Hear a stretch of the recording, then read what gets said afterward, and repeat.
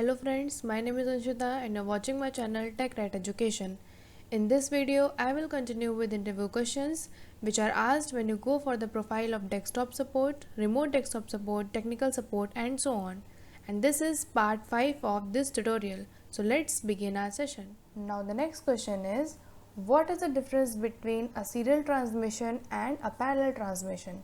So, if I talk about serial transmission, then there is only one way for transmitting data from one place to another. But if I talk about parallel transmission, then there are multiple lines for transmitting data from one place to another. And in this, total 1 byte of data travel from one place to another.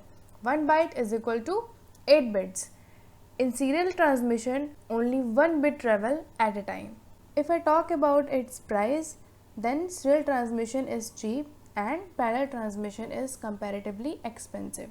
In serial transmission, only 1 bit can travel from one place to another at a time. So, the transmission speed is slow.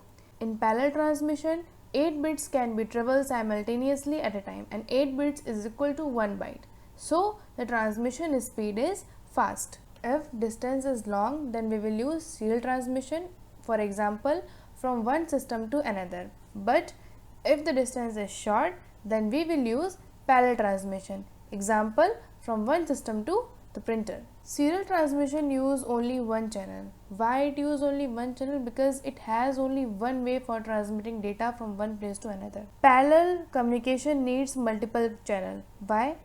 Because it has multiple lines for transmitting data from one place to another. That's why it needs multiple communication channel.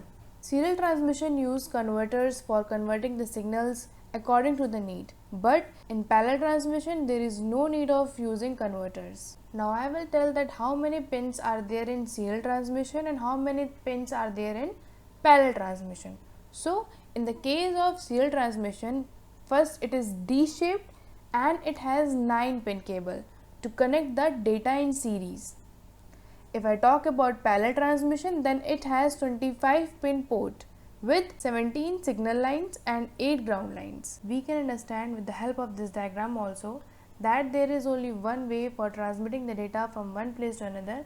But if I talk about parallel transmission, then there are several lines for transmitting the data from one place to another. It can send 8 bits simultaneously, which is equal to 1 byte. But serial transmission can send 1 bit at a time. That's why its transmission speed is slow.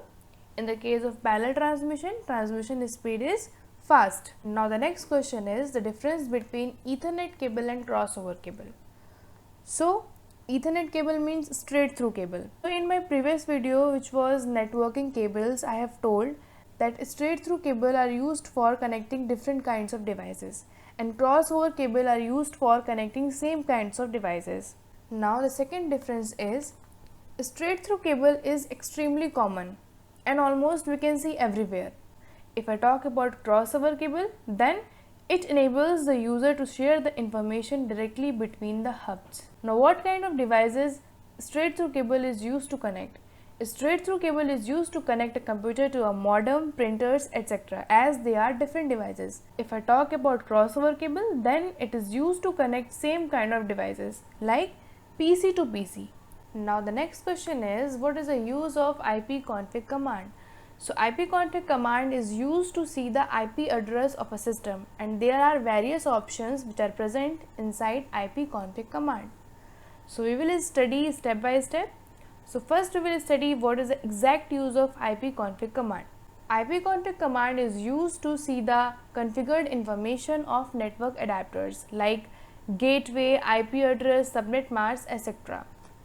If I talk about ipconfig/all, then it is used to see the detailed information of network adapters like DNS, MAC address, DSCP, subnet mask, IP address, gateway, etc. If I talk about ipconfig/release, then it is used to releases the network adapter's IP address. Now the next is ipconfig/renew. It is used for renewing IP address. If I talk about ipconfig/display DNS, then it is used to display DNS cache content. Now what is cache? Cache contain the copy of data and it is very fast memory. The next one is ipconfig/flush DNS. Basically this command is used to delete or clear DNS cache. Now the next is ipconfig/?. This command is used to see the detailed information of that particular command, which is ipconfig. If we don't know that what are the options which are present inside the ipconfig, then we will simply use ipconfig/?. It will tell all the options with detailed information that what are the use of these options inside the ipconfig command. Now the next question is, what is the difference between RAS and a VPN server? RAS stands for Remote Access Services. Now what is the use of RAS? Basically RAS is used for accessing a system which is present at remote location. It is expensive and it is also unstable. But if I talk about VPN, then VPN means Virtual Private Network. Basically it is used for securing our network and it is economical also. Now what do we mean by economical? Economical means that it can be easily affordable by a normal person. If I talk about RAS, then it is not a fun and it is not easy to deal with. But if I talk about VPN, then we can use VPN very easily. Now where RAS is used? RAS is used by small connections in emergencies. We can also understand with the help of these diagrams.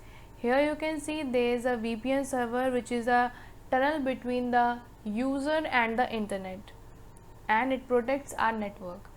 And what is the use of RAS server?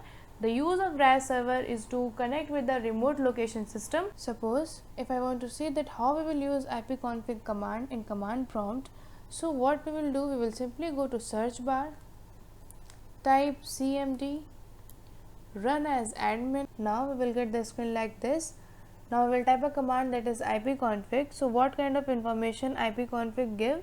It displays the configured information of a network adapter like gateway, IP address, subnet mask, etc. So I will type a command that is ipconfig and hit enter. You will see that you can see here subnet mask, default gateway and so on. Suppose we don't know that how many options we have under ipconfig command. So what I will do, I will simply use ipconfig/?? and hit enter. You can see here that these all are the options which are present inside ipconfig command. So you can see all the options with the description also. So there is no need to learn all the options. Simply you need to remember that we use ipconfig/?? for the purpose of seeing all the options, and you can see from here. Similarly, we can use ipconfig/renew, ipconfig/release and so on.